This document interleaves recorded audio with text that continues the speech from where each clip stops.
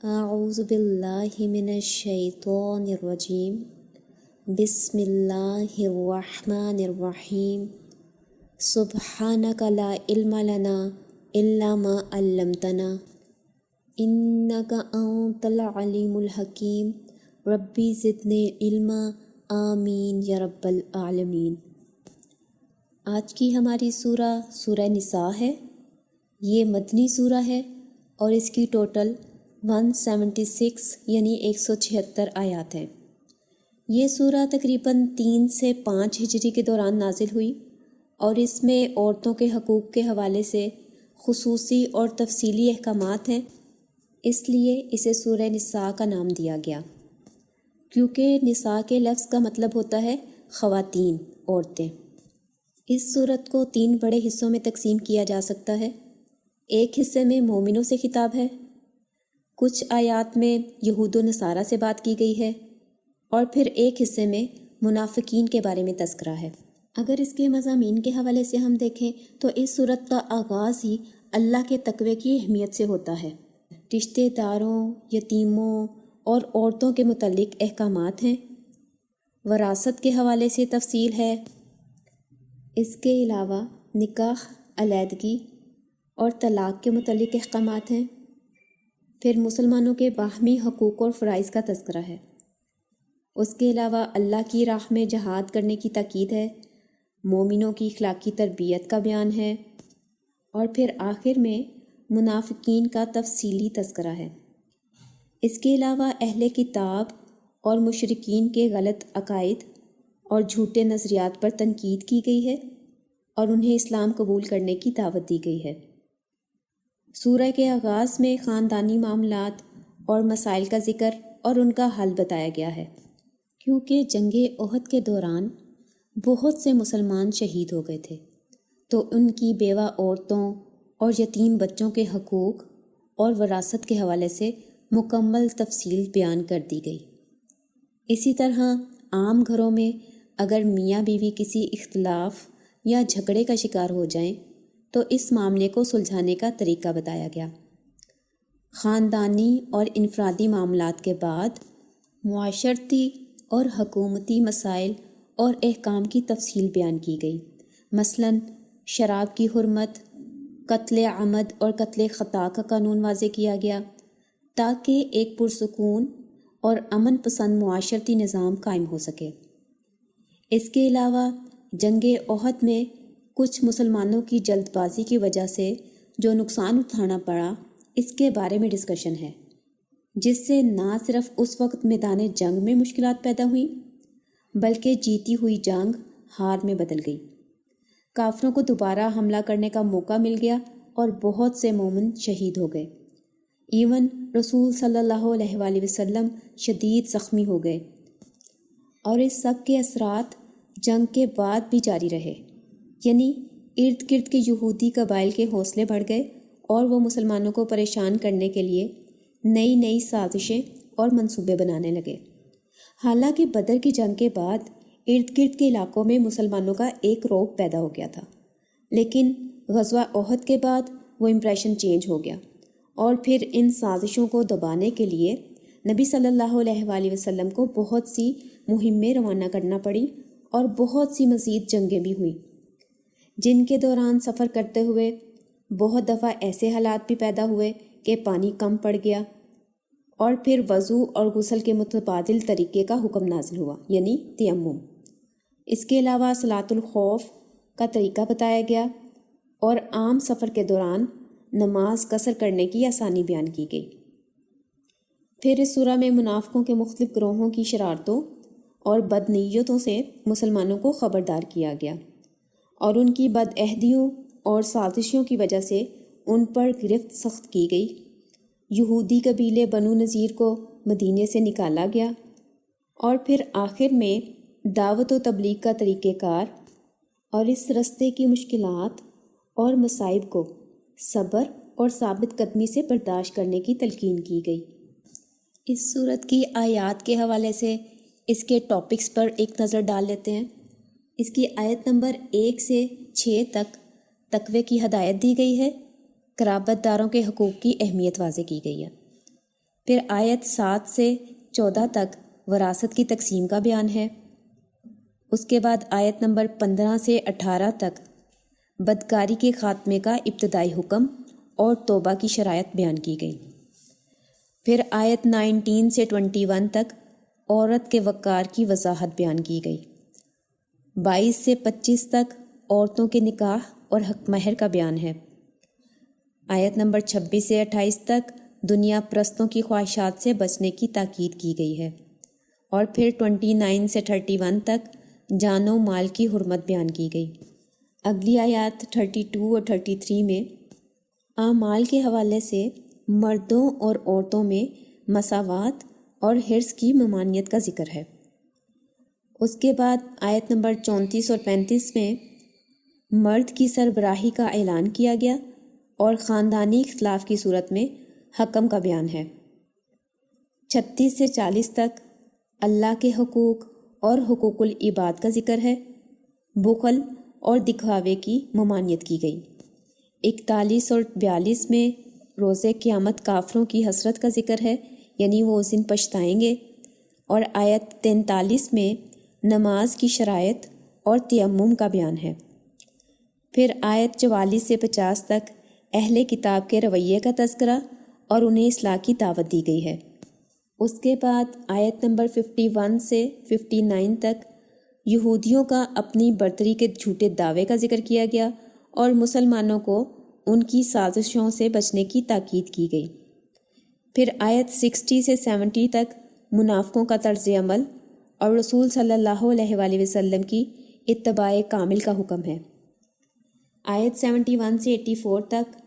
مظلوموں کی داد رسی کے لیے جہاد کے لیے نکلنے کی تلقین کی گئی اور رسول صلی اللہ علیہ وآلہ وسلم کی اطاعت کی اہمیت کو واضح کیا گیا۔ پھر آیت نمبر 85 سے 93 تک اچھی اور بری شفاعت کے صلے کا تذکرہ ہے، سلام کے جواب کی وضاحت، قتل خطا اور عمد کا بیان ہے۔ آیت نمبر 94 سے 104 تک مجاہدین کا درجہ بتایا گیا، ہجرت کی فرضیت اور اجر کو واضح کیا گیا، نماز قصر اور نماز خوف کا طریقہ بتایا گیا۔ آیت نمبر 105 سے 115 تک عدل و انصاف کی تلقین، غداری اور الزام تراشی کا ذکر کیا گیا اور اس کے ساتھ ہی استغفار کی تاکید کی گئی۔ آیت 116 سے 121 تک شرک کا ہولناک انجام بتایا گیا اور شیطان کی چالوں کا تذکرہ ہے۔ آیت 122 سے 125 تک مومنوں کے درجات اور انعامات کا ذکر ہے اور حضرت ابراہیم علیہ السلام کا مقام واضح کیا گیا۔ آیت 126 سے 134 تک اللہ کی حاکمیت اعلیٰ کا بیان ہے۔ اس کے علاوہ یتیموں اور عورتوں کے حقوق کا ذکر ہے۔ آیت 135 سے 145 تک سچی گواہی کی اہمیت، منافقین کے خصائل ذکر کرنے کے بعد جہنم میں ان کا ٹھکانہ بتایا گیا کہ منافقین جہنم کے سب سے نچلے درجے میں ہوں گے۔ اور 146 سے 152 تک اللہ کی قدردانی اور غفاری کا ذکر ہے، یعنی شکر کی اہمیت بتائی گئی ہے کہ اللہ شکر کرنے والوں کو عذاب نہیں دیتا، یعنی جو لوگ ایمان لائیں اور اللہ کا شکر کرتے رہیں تو اللہ کو کیا پڑی ہے کہ وہ انہیں عذاب دے۔ اللہ تو اپنے بندوں سے بہت محبت کرتا ہے اور اللہ بہت قدردان ہے۔ اس کے ساتھ ہی ظاہری اور باطنی برائیوں سے بچنے کی تاکید کی گئی، حقیقی کافروں کے کردار کی وضاحت ہے۔ اور پھر اگلی آیات 153 سے 159 تک اہل کتاب کے مطالبے اور روش کا تذکرہ ہے،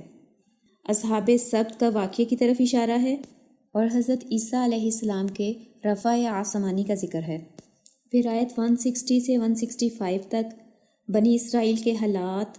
مومنوں کی صفات اور رسولوں کی بعثت میں حکمت واضح کی گئی۔ آیت نمبر 166 سے 175 تک اللہ کی کتاب اور اللہ کے رسول کی حقانیت پر دلائل دیے گئے۔ اور پھر آخر میں آیت 176 میں کلالہ کی وراثت کی تقسیم کی ڈیٹیل بتائی گئی۔ کلالہ کسی ایسے شخص کو کہتے ہیں، ایسے مرد یا عورت کو جس کے نہ ماں باپ زندہ ہوں اور نہ اس کی اولاد ہو۔ تو ایسے شخص کی جائیداد کی تقسیم کے حوالے سے اسپیشل انسٹرکشنز دی گئی۔ آئیں اب سورت کے مضامین کا ایک تفصیلی جائزہ لے لیتے ہیں۔ اس سورت کے بالکل آغاز میں لوگوں کو مخاطب کر کے اللہ کا تقوی اختیار کرنے کا حکم دیا گیا اور تاکید کی گئی کہ اس اللہ سے ڈرو جس کا نام لے کر تم ایک دوسرے سے سوال کرتے ہو۔ اب اس کے دو مفہوم آتے ہیں، یعنی ایک تو جرنل ہو جائے گا، جیسے ہر لینگویج ہر کلچر میں اللہ کا واسطہ دیا جاتا ہے، جیسے اللہ کے واسطے یہ کام کرو، خدا را، اللہ کی خاطر، فار گاڈ سیک۔ مطلب جب انسان کے سارے ہیلے وسیلے ختم ہو جاتے ہیں تو وہ پھر اللہ کا واسطہ دیتا ہے کہ اللہ کی خاطر تو یہ کام کر دو، اللہ کی خاطر مجھے معاف کر دو، اللہ کے لیے میری مدد کر دو۔ اور دوسرا مفہوم اس کا یہ ہے کہ وہ اللہ جس کا نام لے کر تم لوگ رشتے بناتے ہو، یعنی نکاح کے بندھن میں بن جاتے ہو۔ دو نامحرم ہوتے ہیں، اللہ کا نام درمیان میں آتا ہے تو وہ محرم بن جاتے ہیں، اور پھر کوئی پردہ درمیان میں نہیں رہتا۔ باقی تمام رشتہ داروں قرابت داروں کے مقابلے میں سب سے زیادہ قربت ہو جاتی ہے۔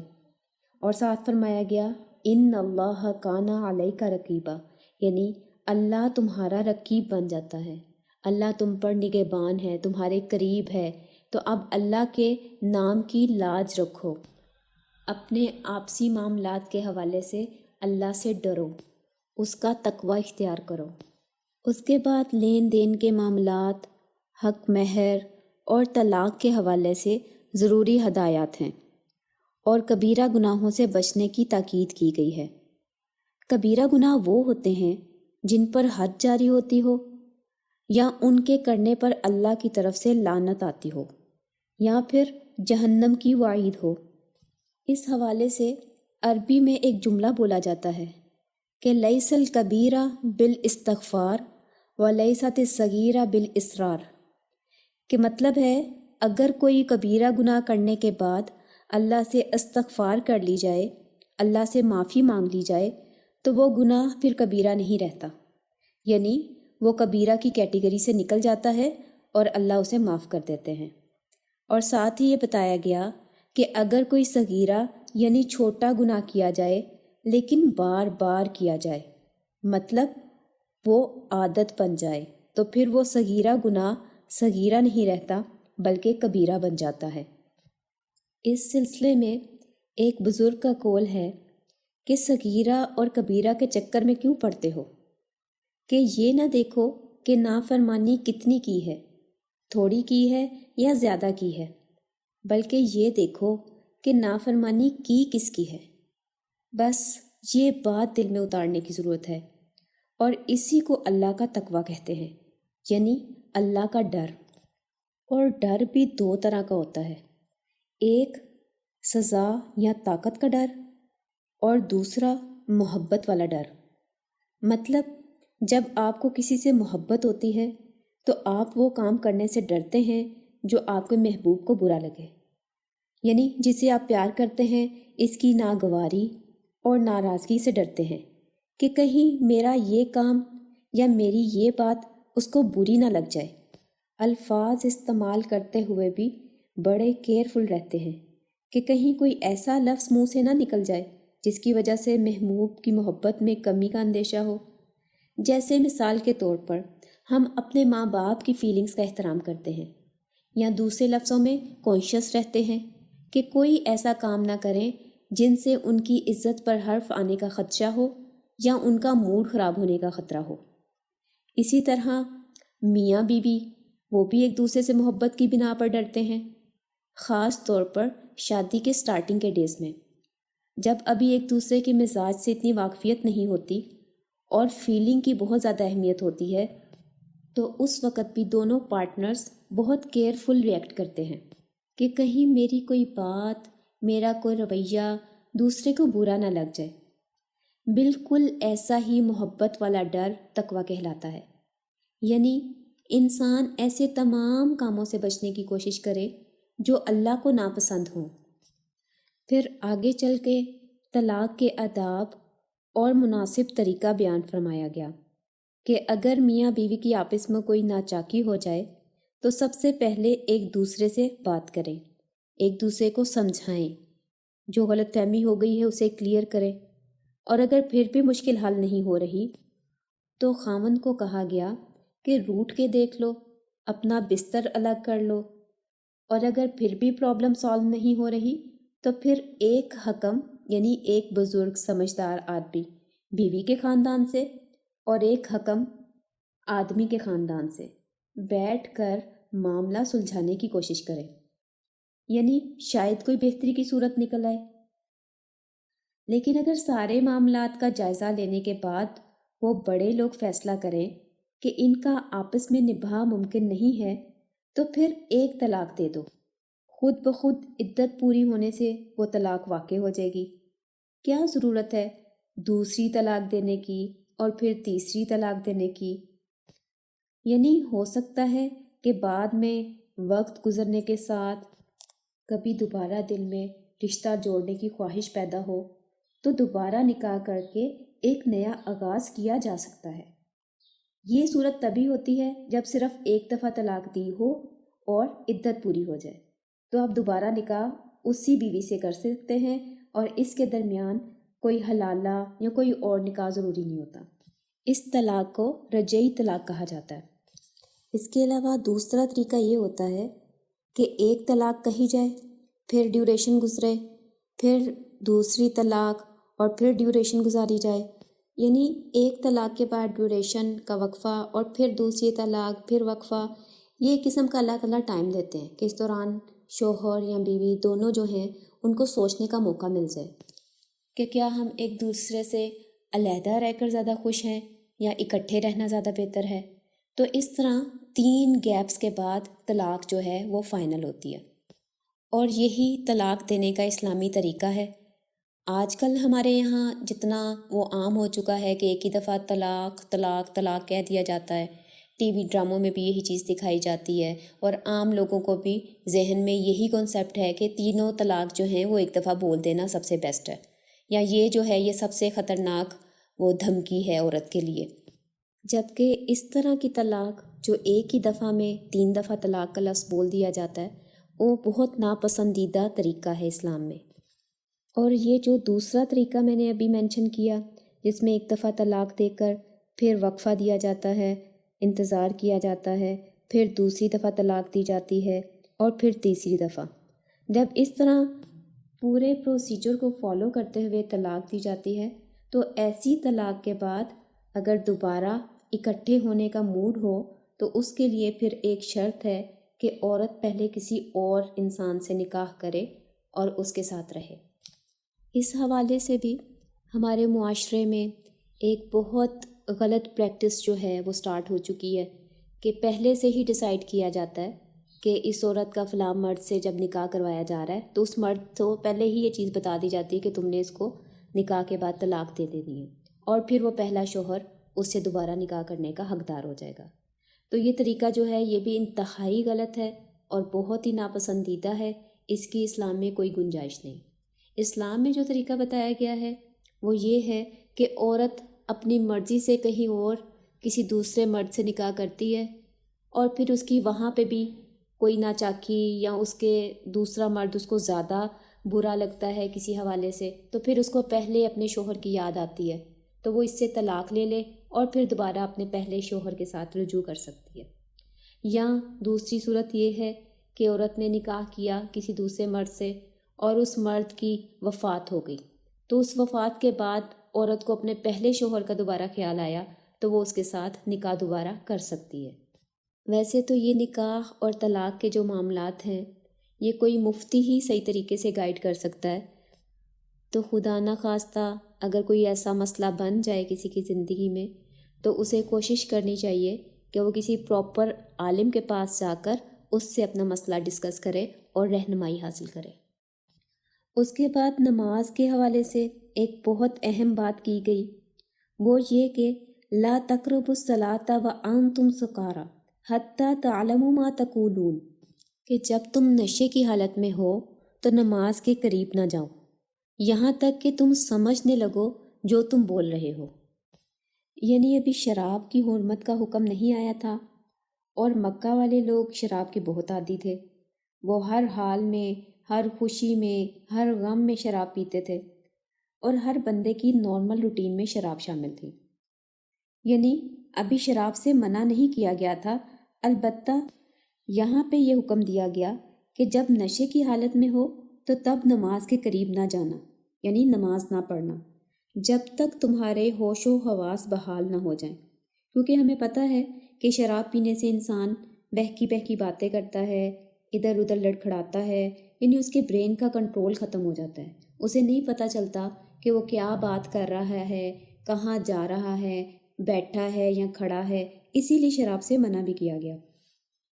تو خیر یہاں پہ یہ کہا گیا کہ جب تک تم یہ سمجھنے نہ لگو کہ تم کہہ کیا رہے ہو تب تک نماز نہ پڑھو۔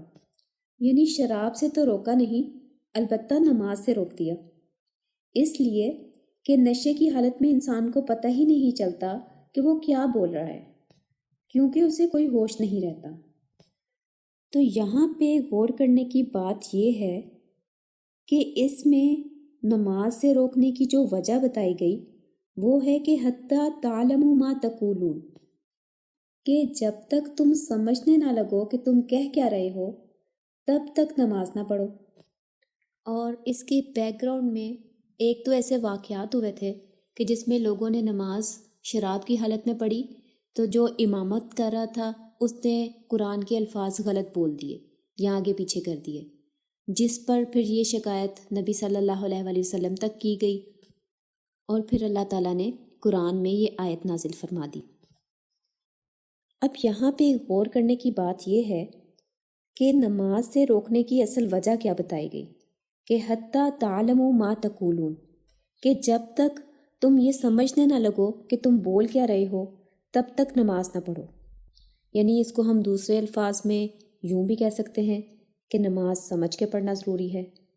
کہ آپ جو پڑھ رہے ہیں، جو بول رہے ہیں،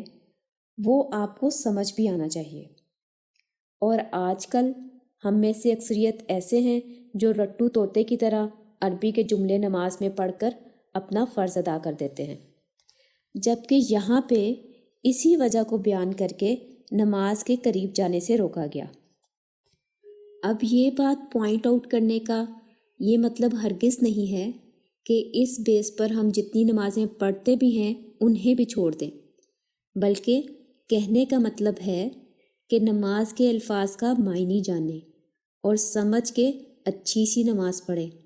کیونکہ نماز چھوڑنے کی تو کوئی گنجائش ہی نہیں ہے، یعنی سوال ہی پیدا نہیں ہوتا، کیونکہ یہ فرض ہے۔ البتہ سمجھایا یہ جا رہا ہے کہ نماز سمجھ کے پڑھو تاکہ اللہ کے سامنے تمہاری حاضری میننگ فل اور کانشیس حاضری ہو۔ اسی طرح نبی صلی اللہ علیہ وآلہ وسلم کی ایک حدیث ہے، لَکَ مِن صَلَاتِکَ مَا عَقِلْتَ مِنْہَا، کہ تمہاری نماز میں تمہارا اتنا ہی حصہ ہے جتنا تم نے سمجھ کے پڑھا۔ تو اس حدیث سے ہمیں یہ پتہ چلتا ہے کہ ہماری اصل نماز اتنی ہی کاؤنٹ ہوگی جتنی ہم نے پورے ہوش و حواس اور سمجھ کے پڑھی، یعنی جو ہم اللہ کے حضور کہہ رہے ہیں اس کا ہمیں پتہ تو ہو کہ ہم کہہ کیا رہے ہیں۔ جیسے ہم عام زندگی میں کسی کے بارے میں کہتے ہیں کہ اس نے تو بغیر سوچے سمجھے یہ کہہ دیا، تو اس کی بات کو ہم کوئی اہمیت نہیں دیتے، یعنی وہ اپنی اس بات کے بارے میں سیریس نہیں ہے، یا اس کی وہ بات حقیقت پر مبنی نہیں ہے۔ اس کے علاوہ ایک اور جملہ جو ہم استعمال کرتے ہیں کہ تمہیں پتہ ہے کہ تم کیا بول رہے ہو، یعنی انسانوں سے گفتگو کرتے ہوئے بھی آپ کی وہی بات قابل اعتماد ہوتی ہے یا قبول کی جاتی ہے جو آپ سوچ سمجھ کے بولیں۔ تو پتہ نہیں نماز کو ہم اتنا ہلکا کیوں لیتے ہیں، حالانکہ اس میں تو ہمیں زیادہ اٹینٹیو اور کانشیس ہونا چاہیے۔ اس حوالے سے سورہ مریم کی ایک آیت میرے ذہن میں آ رہی ہے، آیت نمبر 59، فَخَلَفَ مِن بَعْدِهِمْ خَلْفٌ أَضَاعُوا الصَّلَاةَ، جس کا ترجمہ ہے کہ ان کے بعد کچھ ایسے ناخلف لوگ آئے جنہوں نے نماز کو ضائع کر دیا، یعنی نماز کا جو اصل مقصد تھا اسے بھلا دیا، مطلب اس کی اصل روح کو سپوائل کر دیا۔ حالانکہ رسول صلی اللہ علیہ وآلہ وسلم نے نماز کو مومن کی معراج کہا ہے۔ اب معراج کیا تھی؟ یہ وہ واقعہ ہے جب نبی صلی اللہ علیہ وآلہ وسلم کو 7 آسمانوں کا سفر کروایا گیا اور ان کی اللہ سے بالمشافہ ملاقات ہوئی۔ جنت اور دوزخ کے منظر انہوں نے اپنی آنکھوں سے دیکھے، اور اللہ نے اس ملاقات میں نبی صلی اللہ علیہ وآلہ وسلم کو 5 نمازوں کا تحفہ دیا۔ یعنی اللہ نے اپنے عام بندوں سے ملاقات کے لیے انہیں 5 موقع روزانہ کی بنیاد پر عطا فرما دیے۔ 5 اپرچونٹیز آن ڈیلی بیسس۔ ذرا سوچیں کتنی بڑی فیور ہے، اللہ کا کتنا بڑا احسان ہے جو اللہ نے ہمیں نماز کی شکل میں دیا۔ چلیں آئیں اس کو زندگی کی ایک عام مثال سے سمجھنے کی کوشش کرتے ہیں۔ مثلاً آپ نے کسی بڑے آدمی سے ملنا ہے تو آپ کو اس کے لیے پہلے اپوائنٹمنٹ لینی پڑے گی۔ مثال کے طور پر کوئی منسٹر ہے، ایکسپرٹ ہے یا میڈیکل اسپیشلسٹ ہے تو کئی دفعہ آپ کو 3-4 مہینے بعد کی اپوائنٹمنٹ ملتی ہے، کیونکہ ان کے پاس ٹائم ہی نہیں ہوتا، اور ہم بڑی کوشش سے منت سماجت کر کے یا کسی ریفرنس کے ذریعے 1 مہینے کی کوئی ڈیٹ لیتے ہیں، تو پھر اس ڈیٹ کو ہم 2-3 جگہ پر ریمائنڈر کے طور پر نوٹ کر لیتے ہیں، کیونکہ یہ میٹنگ ہمارے لیے بہت اہم ہے اور اتنی تگ و دو کے بعد جو ملی ہے۔ تو جب ہم یہ اپوائنٹمنٹ لیتے ہیں تو ساتھ ہی وہ سیکٹری ہمیں یہ بھی بتا دیتا ہے کہ اس ٹائم سے پہلے وہاں پہنچ جائیے گا، اگر کسی وجہ سے آپ لیٹ ہو گئے تو اپوائنٹمنٹ کینسل ہو جائے گی اور پھر دوبارہ 3-4 مہینے بعد باری آئے گی۔ تو نہ صرف اپوائنٹمنٹ لینے میں ٹائم لگتا ہے یا مشکل پیش آتی ہے، اس کے علاوہ ایک اچھی خاصی فیس بھی دینی پڑتی ہے۔ اور اب یہاں دیکھیں کہ خالق کائنات،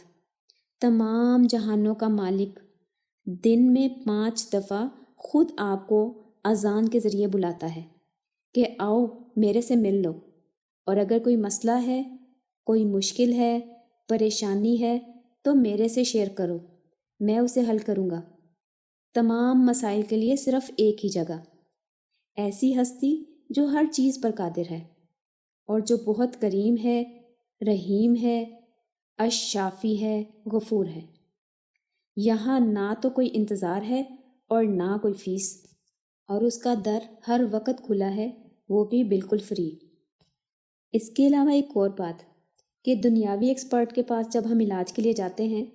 تو وہ پہلے ہمیں 10-15 قسم کے ٹیسٹ لکھ دیتا ہے کہ فلاں فلاں ٹیسٹ کروا کے رپورٹ لے کر آئیں میرے پاس، جس کے لیے ہمیں بلڈ کے لیے کسی اور جگہ جانا پڑتا ہے،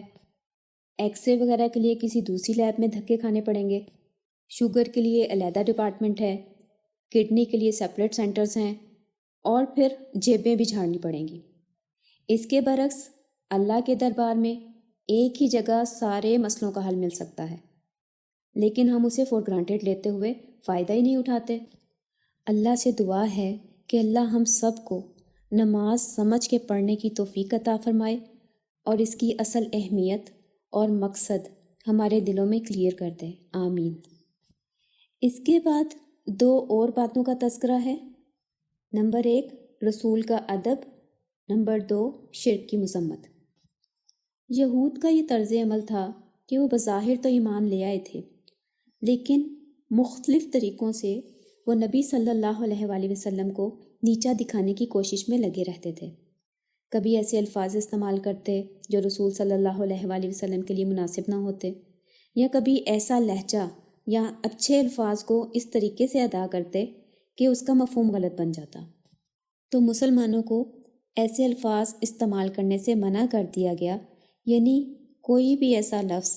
یا عمل جس میں رسول صلی اللہ علیہ وآلہ وسلم کی شان میں گستاخی کا گمان بھی ہونے کا چانس ہو، اسے بھی چھوڑ دو۔ یہاں پہ جس واقعے کی طرف اشارہ ہے وہ ایک لفظ تھا رائنا۔ رائنا کا مطلب ہوتا ہے ہماری رعایت کیجیے، یعنی جیسے ہم عام استعمال کرتے ہیں نا، ایکسکیوز می۔ مثال کے طور پر کوئی ٹیچر بات بتا رہا ہے اور آپ کو سمجھ نہیں آئی یا آپ نے کوئی پوائنٹ مس کر دیا تو ہم کہتے ہیں ایکسکیوز می ٹیچر، ذرا دوبارہ بتا دیں، ٹھیک ہے؟ تو یہی وہ لفظ تھا رائنا، کہ ہماری رعایت کریں اور ہمیں دوبارہ وہ بات ایکسپلین کر دیں۔ تو یہ یہودی کیا کرتے تھے کہ اس لفظ کو رعینہ کر کے بولتے تھے، یعنی عین بنا کر بولتے تھے، اور اس کا مطلب ہوتا ہے رائی کہتے ہیں چرواہے کو، تو رعینہ ہمارے چرواہے، یعنی وہ رسول صلی اللہ علیہ وآلہ وسلم کو مخاطب کرنے کے لیے بدتمیزی والا لفظ استعمال کرتے تھے۔ تو اللہ تعالیٰ نے مسلمانوں کو بھی وہ لفظ استعمال کرنے سے منع کر دیا، اور اس کی جگہ ایک دوسرا آلٹرنیٹ ورڈ دیا کہ تم یوں کہا کرو انظرنا، کہ ہماری طرف دیکھیں، یعنی ہماری طرف توجہ فرمائیں اور اپنی بات دوبارہ ایکسپلین کر دیں۔ اور ساتھ ہی مسلمانوں کو تاکید بھی کر دی گئی کہ بات کو پہلی دفعہ ہی دھیان سے سنا کرو، تاکہ دوبارہ دہرانے کی یا ریکویسٹ کرنے کی ضرورت پیش نہ آئے۔ دوسری بات یہ بتائی گئی کہ دیکھو شرک بہت بڑا گناہ ہے، اور یہ ایسا گناہ ہے جس کی معافی کی کوئی گنجائش نہیں، یعنی اللہ تعالیٰ باقی سارے گناہوں میں سے تو جسے چاہے گا بخش دے گا، لیکن شرک کو کبھی معاف نہیں کرے گا۔ پھر اگلی آیات میں فرمایا کہ اپنی پاک بازی اور تقوی کے دعوے نہ کیا کرو، یہ تو اللہ کی توفیق ہے، اس کا کرم ہے، وہ جسے چاہتا ہے ہدایت دے کر پاک کر دیتا ہے، اس میں کسی بندے کا اپنا کوئی کمال نہیں ہے، یعنی اپنے منہ میاں مٹھو بننے کی کوئی ضرورت نہیں، اور ایسے دعوے کرنے کی کوشش نہ کیا کرو۔ نفس کے تزکیے کے حوالے سے نبی صلی اللہ علیہ وآلہ وسلم نے ایک بہت پیاری دعا بھی سکھائی ہے، وہ میں آپ سے شیئر کرتی ہوں۔ اللہم آتی نفسی تقواہا و زکیہا، کہ اے اللہ میرے نفس کو اس کا تقوی اور اس کی پاکیزگی عطا فرما۔ انت خیر من زکاہا انت ولیہا و مولاہا، یعنی اے اللہ آپ ہی اس کو بہترین طریقے سے پاک کر سکتے ہیں، آپ اس کے ولی ہیں اور آپ ہی اس کے مولا ہیں۔